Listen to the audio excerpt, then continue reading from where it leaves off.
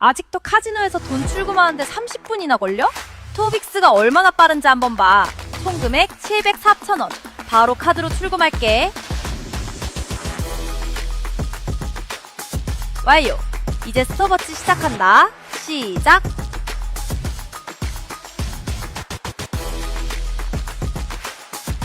그리고 끝! 벌써 카드로 입금됐어. 은행 앱 열어볼게. 응, 여기 마지막 거래네요. 지금 바로 앱을 다운로드해. Hey, what's up? MKBHD here, and welcome to your first look and hands-on of everything Apple just unveiled today at their 2025 September event. This is iPhone 17, 17 Pro, and 17 Air. Definitely get subscribed to be among the first to see the full reviews when they come out. But this is my first impressions, and I actually found it pretty simple to synthesize my thoughts on everything they announced today. Like, there is some good tech, there's some interesting new designs, and some questionable decisions, but the funny thing is, as I go to these events and as I think about all this stuff, what usually happens is I end up typically getting some texts from friends asking what I think of the announcements, and my mental task is to summarize everything I'm thinking about into one or two easily digestible sentences or just words to understand what's new and what happened. I don't want to tell them too much information.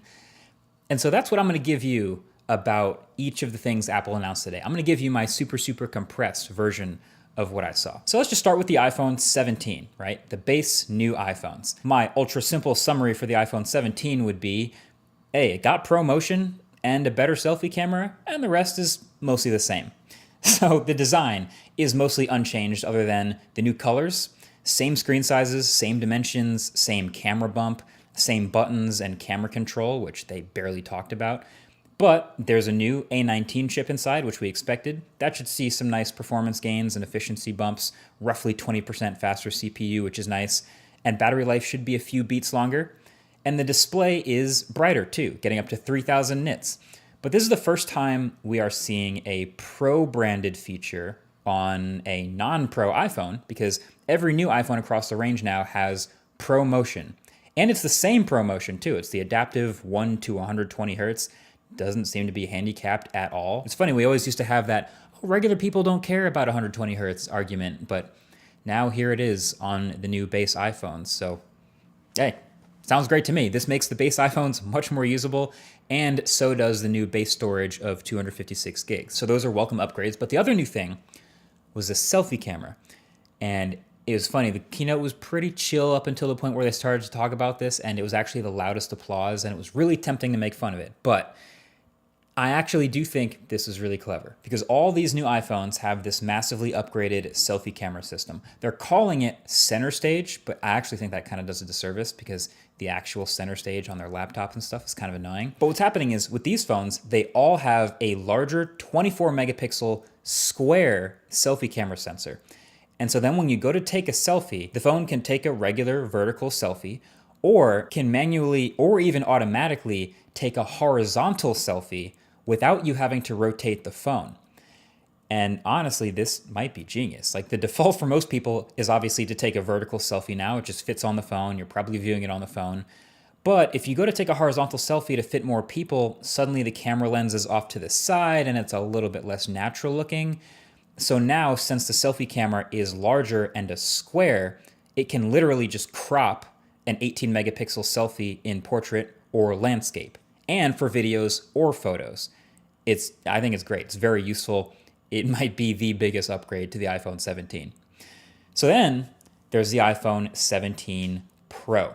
And my quick friendly summary of the Pro phones is, hey, they got better zoom and more battery and orange. So the Pro iPhones actually look a little bit different. There's actually quite a bit going on here with this new design. First of all, there's only 3 colors: cosmic orange, deep blue, and silver. Really bumming me out that there's no black Pro phone. But then I remembered dbrand exists. Never mind. But then the thing that's going to catch everyone's eye on the back is the camera bar up at the top, which is what Apple keeps calling in their keynote a plateau. It kind of looks a little bit like the Pixel's visor, or frankly what we've been seeing on a ton of other Android phones for years now, just a huge bar across the top of the back of the phone. But it's actually not just cameras in here.